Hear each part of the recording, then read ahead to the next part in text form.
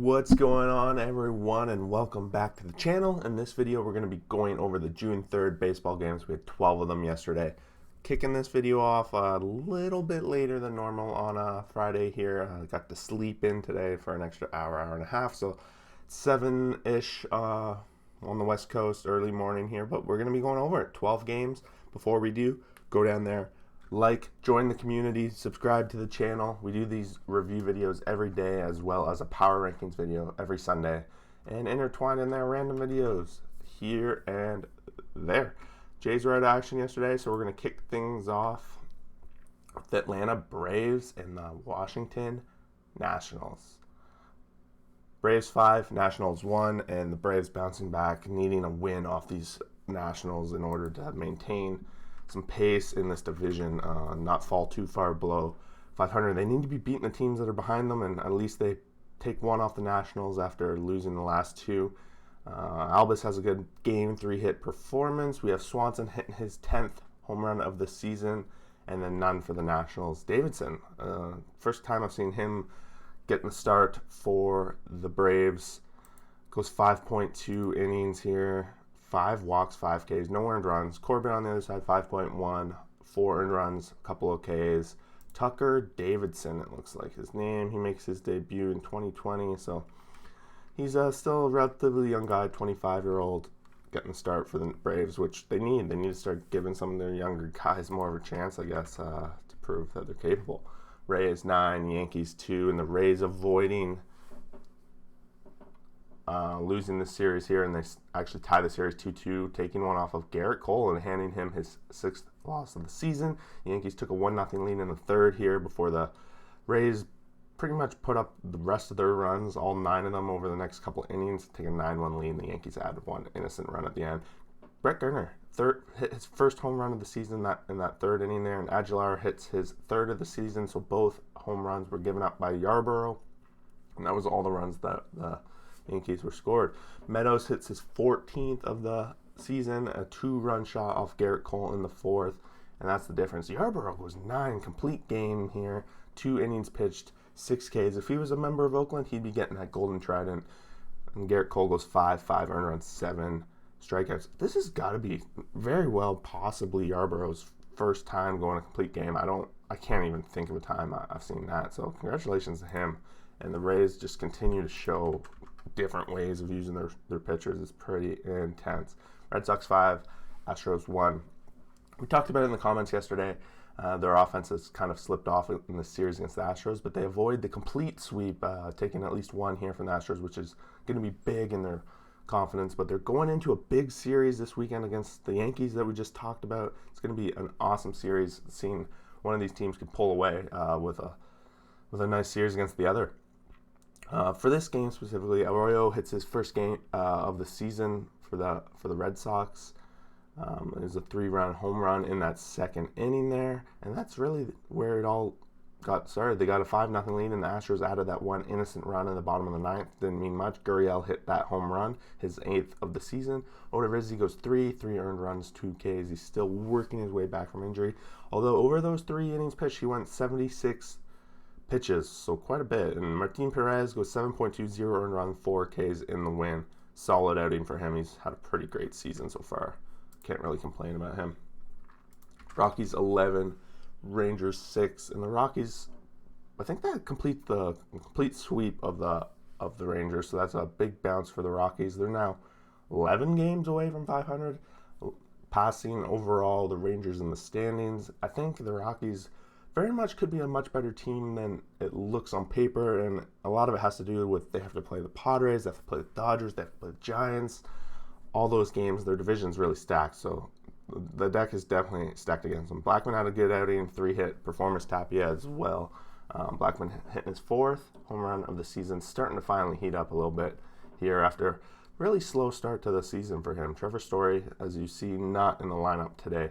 Chris Davis, his 2nd home run of the season. Trevino, his 2nd home run of the season as well. Adelis Garcia slowed down a little bit, falling off the home run lead. Still sitting at 16. Fulte goes 3.25 earned runs. He's now 1-6 in the year. And Gomber started ever since that. He had a little bit of a rough start adjusting to Colorado, but he's settled in the past few games. He's this game specifically, he went 6-0 and 6 Ks, and his ERA is getting closer and closer to 4, which is pretty good. The Marlins lose this one to the Pirates 3-5, 5-3, however you want to say it. And the Marlins have now lost quite a few in a row. And ever since I made that video that they had a chance at this National League East, they've basically been below 500 and slowly finding their way out of the fight. Now that they're, 7 games below 500, that the sniff at 500 might be a dream at this point. Reynolds for the Pirates hits his 8th of the season, and there was no home runs for the Marlins. This game was close. The Marlins actually had a 3-2 lead going into the 8th inning, and the Pirates put up that 3 spot, which ends up being the complete difference late in the game. Anderson goes 5.13 earned runs, 4 Ks, and then no decision. And Hernandez for the Miami Marlins, 1 earned run over 6. The starters have been great for the Marlins. In this case, Floro gets his 3rd blown save of the season with that 3 earned runs there. And he also gave up the game, so the Marlins lose that one. And yeah, moving on, we got Brewers 7, Diamondbacks 4, and the Brewers really using some of these teams that they need to boost their record up. They're now back to 4 games above 500, very much in the central battle. Cardinals were off today, Cubs lost, so they're making up a little bit of ground in the division. It was 4-3 in the bottom of the 5th when the Milwaukee Brewers put up a 2 spot, which ended up being the difference. They take a 3-run lead.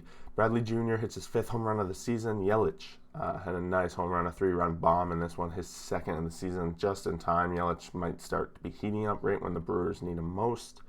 Urias, his 7th this season, and Aviles Garcia, his 11th. So there's a lot of home runs coming from the Brewers side of it, 4 of them. And then for the D-backs, we got Chris Kelly hitting his 7th of the season.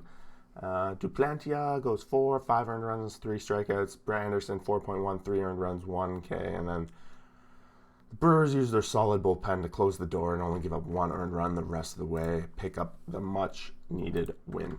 Speaking of much-needed wins, the Royals continue to fight and struggle above 500, and then steal one again off the Twins here.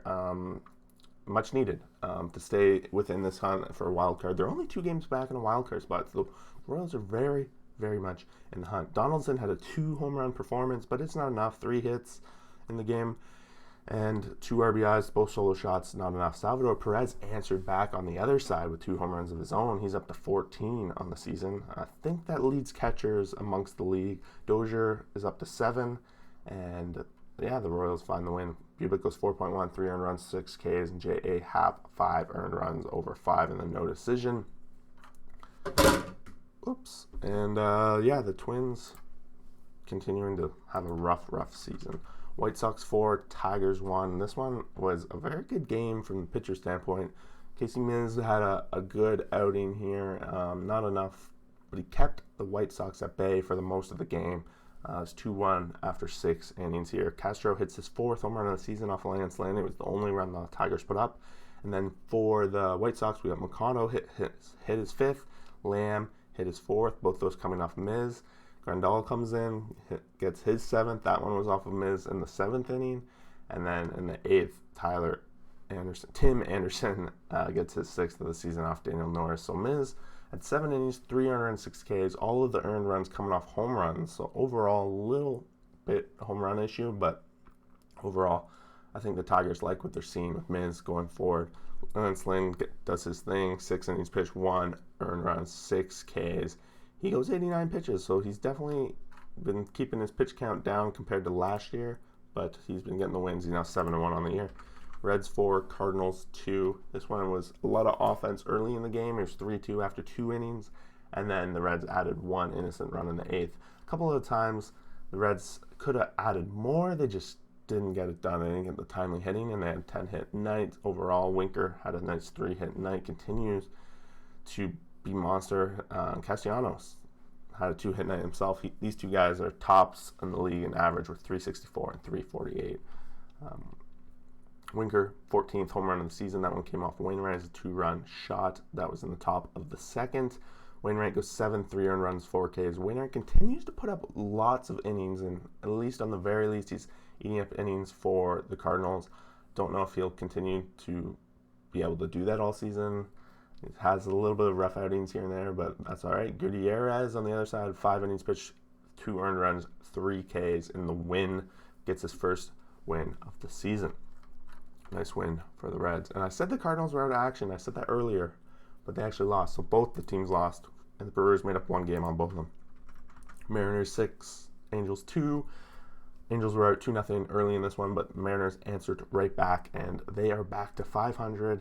They're sticking around, and they're very much in that wild card race that I just talked about earlier. Maybe that's what I should do a video on this coming weekend. Wild card races. Yeah, it could be fun. Franley hits his first home run of the season. Kyle Seager hits his 11th of the season. And then for the Angels, we got Upton hitting his 11th and Walsh hitting his 13th. So both those runs coming in the second for Upton and Walsh off of Sheffield here, who went 5.2, 2 earned runs, 7 Ks in the win. And then Canning gets the loss, 3.14 earned runs, 5 Ks. And I guess Seattle's sticking around at 500. They're taking advantage of the Angels, the troutless Angels, the struggling Angels, whatever you want to call them, the poor Angels. But the Mariners are doing it. Giants 7, Cubs 2, and this is probably the most exciting series I had going into this weekend. Possibly the Yankees-Boston, but this one's really up there. They're playing a 4-game set. Both these guys have been pretty hot. San Francisco more longer than the Cubs and in a tougher division, but this very well could be the coming out party, in my perspective, for the Giants, making an argument for being top power rankings in the league. If they sweep the Cubs beat the Dodgers, they beat the Padres, I think that's the last key to this. I can't ignore them being possibly the top team in the league anymore after that. Home run, Jock Peterson hits his 5th for the Cubs, and then on the other side, Crawford has a nice 3-run bomb in that 5th inning, which is what cracks it open. They were tied 2-2 into that point, and then Crawford hit that 3-run shot. And then in the 7th, the Giants added a couple more runs, but they didn't need to look back. Desclafani goes 6, 2 earned runs, 4 Ks, and Zach Davies 4.14 earned runs, 4 Ks. It's going to be an exciting series. I'm excited to see how these two teams played. The Cubs possibly being one of the hottest teams coming into this series. Giants, they've been pretty good too, so I can't really hold that against them as well. Moving on to the last game, we have the Padres 4, Mets 3, and Tatis Jr. was back in action for this game after missing a couple games here, and he made his name known at hitting a 2-run shot in that 3rd inning, giving his team a nice 2-0 lead off Tyon Walker, and they were actually at 4-0, and the Mets tried to get back into it, but with Darvish on the mound, it was too little, too late, and having to deal with this Padres bullpen. Darvish goes 5.1, 2 earned runs, 5 Ks, and then as you see, they bring in their bullpen. Melon picks up his league-leading 18th save of the season. Tyon Walker has somewhat of a struggling outing, 5 innings pitched, 3 earned runs, still very good. Most people would kill to have that on their team, and then it's not enough. They aren't able to get the offense together to make a comeback on this one. And the Padres win, and that pretty much settles the June 3rd baseball games, 12 of them, like I said. Going into the weekend, there's quite a few nice weekend series. Get your Weekend Warrior shirts out. Be ready for that, boys. But yeah, excited to see some baseball games over the weekend. Let me know what you guys think. What are you guys excited for coming up this weekend? What did you guys see last night that you liked that I might not have touched on, etc., etc.? Join the comments, join the team, subscribe to the channel, etc., etc. We will see you guys for the next video.